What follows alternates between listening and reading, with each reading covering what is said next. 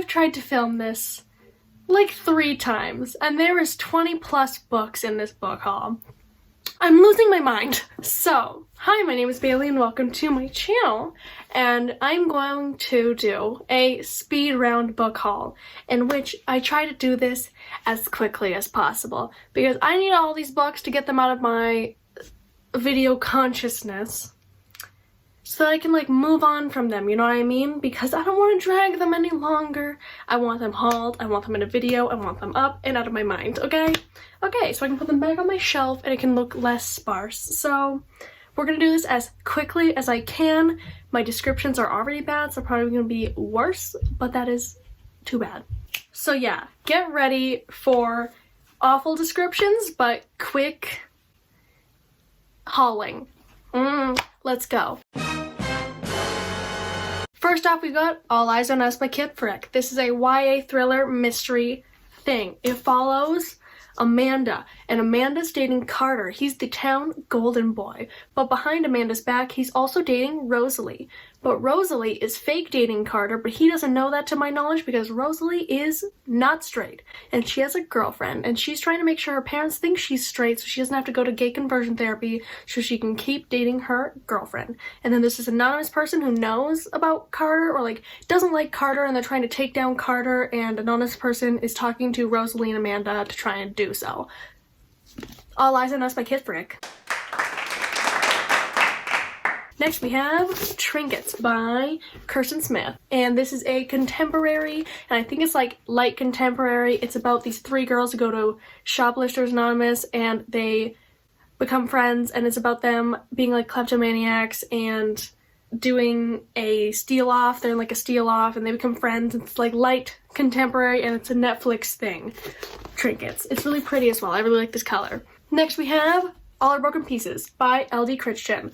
This is I feel like this is more deep contemporary. It follows Lennon, and Lennon has OCD and she always like flips her light switch like over and over again. And Kyler lives by her and watches this thing like where the lights keep flashing, and he's a musician and Lennon becomes his muse, and it's like a romance, but it's also like tackling OCD and like darker topics. And I really like this cover, and my friend read it and she really liked it, so I'm really excited and really want to read this. Next we have more contemporary romance. This is Tell Me How You Really Feel by Amina May Safi, and this is a female romance, and it's enemies to lovers. And one of the main girls, Rachel, was asked out by this girl Sana, who is a popular girl a few years ago or at some point, and Rachel thought she was pranking her and making fun of her, so now Rachel really hates Sana, but Sana really did have a crush on her and still has a crush on her, and Rachel has this film project and she needs to cast somebody, and her film teacher makes her cast Sana in this film, and they become lovers and they fall in love, and yeah. Next we have The Princess and the Fangirl by Ashley Poston. This is the sequel / companion novel to Geekerella, and Geekerella is really good, and this book is really not good. I'm 100 pages into it and I really hate it. But this is basically a Princess and the Pauper retelling, and Imogen is this fangirl of this show called Starfield, and she wants to basically save this character on that show from being killed, and the other main character, Jessica, is the actor of the character that Imogen wants to save, but the actor wants to kill that character so she can move on from Starfield and act in different things, and they switcheroo and there's romance, and yeah. I don't know. Next we have Wilder Girls by Rory Power. I do not like gore and I do not like horror, but this is gore and horror.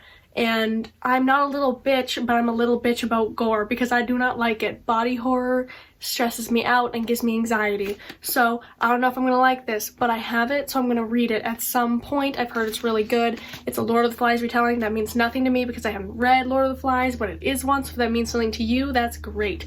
This book follows Hetty, and she is among a lot of girls who live on this island that's been quarantined because of this tox, and this tox is mutating their bodies, so now they're like mutated.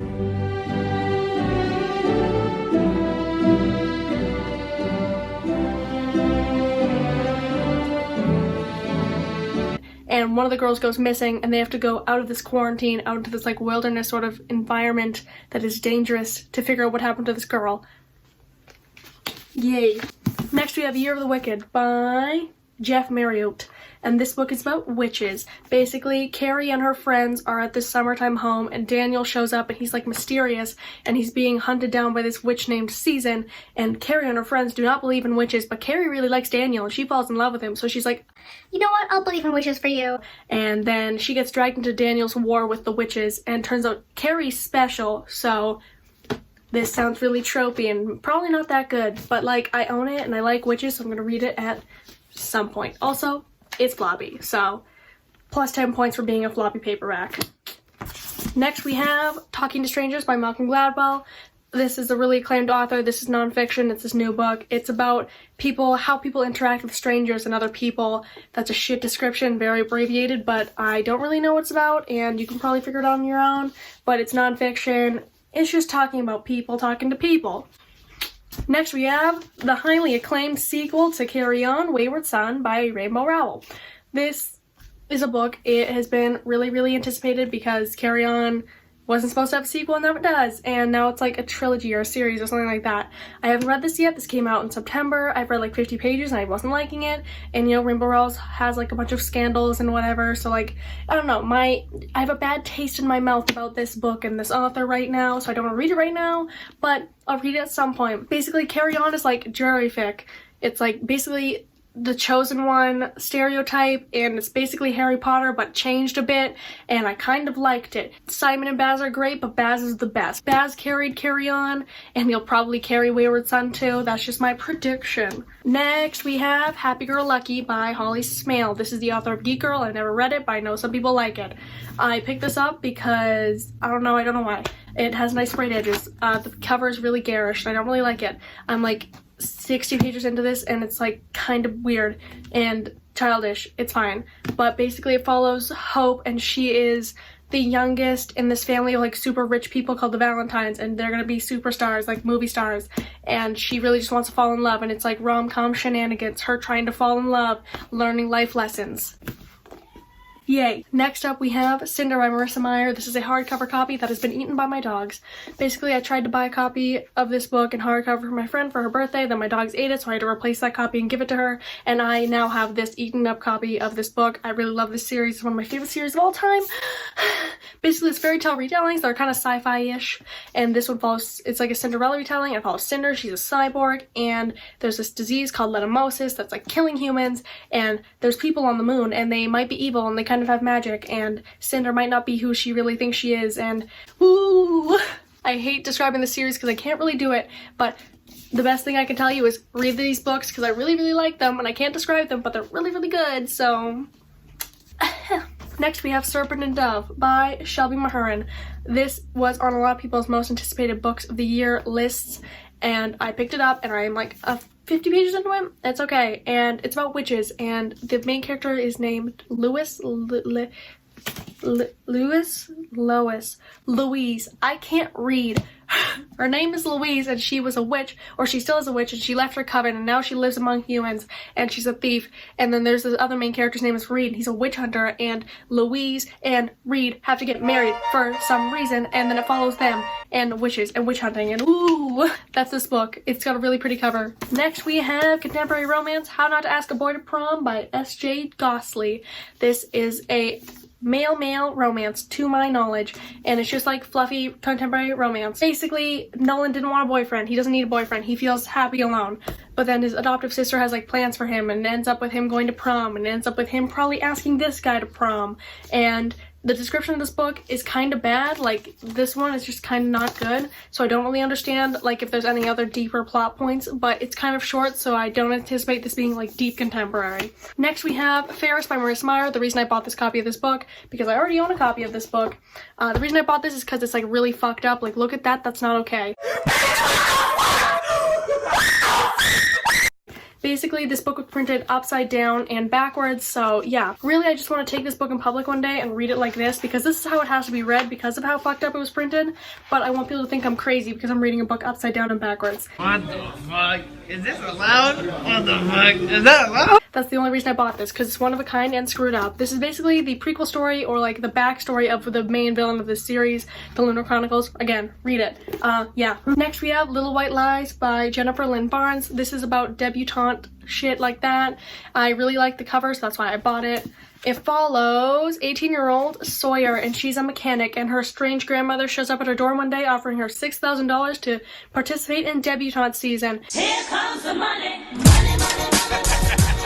And basically it's her kind of like learning the secrets and like how like screwed up the debutante and like high society life is, and everyone's got secrets, and she's like poking her nose in people's business basically. And yeah. Next we have How to Make a Wish by Ashley Herring Blank. This is the author of Girl Made of Stars, and apparently her books are really good, and there's like LGBTQ rep, it's like female romances, and this book follows Grace, and Grace like has given up on hope because her mom's an alcoholic and uproots her life all the time for her boyfriends, and basically Grace's life's a mess. And then she meets Eva, and they have like a romance, and Grace has to decide whether or not she wants to like side with her mother or Eva, who's made her life all happy, and she's all like, yay. I think this is gonna be a little more hard-hitting contemporary, but I'm not exactly sure. But there is romance, and it's LGBT and like female, so I'm really excited to read this. Next we have Tokyo Ghoul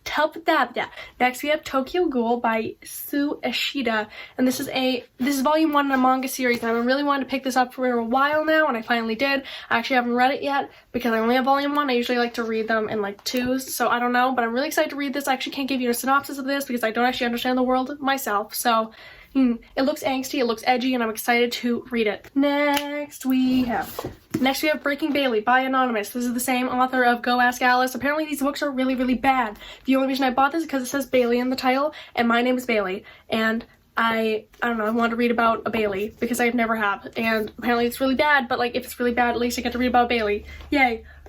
It's basically, I don't know, these books really tell you like not to get into drugs. I don't know.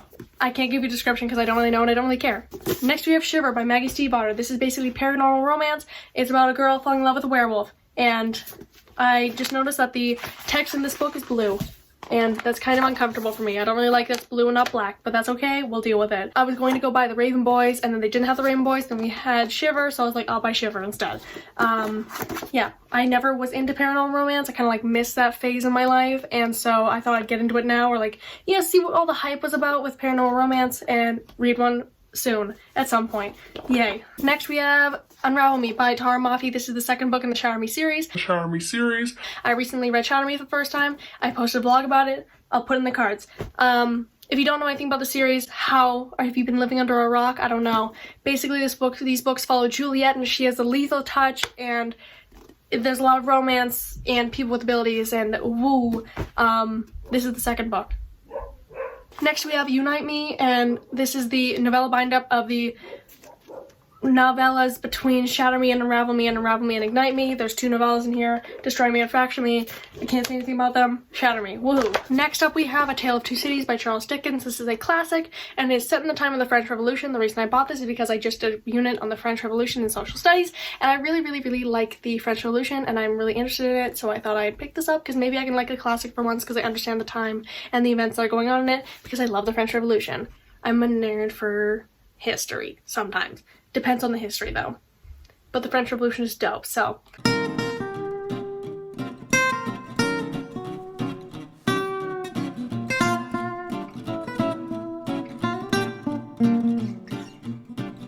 So, the next thing we have here is a gift that was given to me, and that's The Wicked King by Holly Black in the Barnes & Noble edition. If you didn't know, I live in Canada, so there are no Barnes & Nobles here.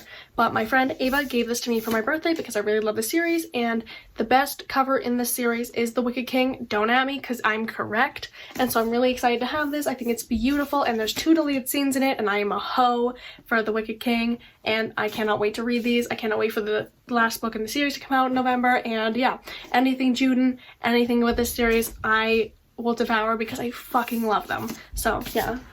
Next up we have Hidden Pieces by Paula Stokes. This book is a YA mystery thriller that's set in like a small town.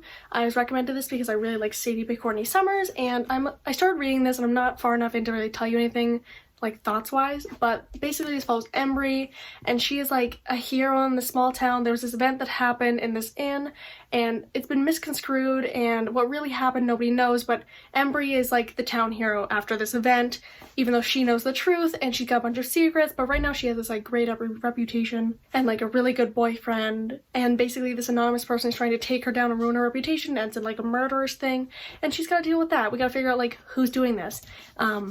Yeah, there's 2 more books. Next we have The Gray Seer by Kim Liggett, and basically I picked this up because it deals with 16-year-olds. I'm 16, so basically when girls turn 16, they can like, they have this ability, or they're rumored to have this power to lure grown men and make women jealous, and that's kind of gross and creepy, but like, go off. And so basically when people turn 16, they have their grace year where they're like sent away, so they don't like do that. But then there's this black market of people trying to basically sell these girls because, you know, they have this ability that's kind of like gross, but whatever, people trying to steal them and sell these people, and which is not good. And it follows somebody, Tierney, and she's kind of dealing with this whole black market thing, and you know, fun times. Kind of a weird premise, but beautiful cover. I'm excited, but also like concerned. Last book of the day here we have I Hope You Get This Message by Farnaz Rishi. I bought this today. This was on my most anticipated releases of the end of 2019 list. I'll link the video in the cards. And yeah, this is like a sci-fi dystopia sort of vibe thing. There's 3 main characters, Adim, Kate, and Jesse. And basically in 7 days the Earth and humanity is supposed to like end, and they're all trying to tie up loose ends. I think it's like a ragtag group of people doing things. Basically Jesse, like nothing's ever felt permanent for him, and he's got like, you know, issues. Kate's trying to find her long lost father, and Adim is trying to forgive his sister who abandoned him. Yeah, basically they're trying to tie up loose ends before the world is supposed to end. I'm really excited to read this. I'll probably read this very soon. Whew, that was stressful. This was chaotic, I know, and I don't know if this was enjoyable to watch. If you made it to the end, I mean, like, I commend you, because that was chaotic for me to even, like, say. That was my rapid fire book haul, because I am sick and tired of filming this book haul, because I filmed it way too many times. But yeah, thank you so much for watching and putting up with that chaotic mess that just happened. I've been Bailey. Bye!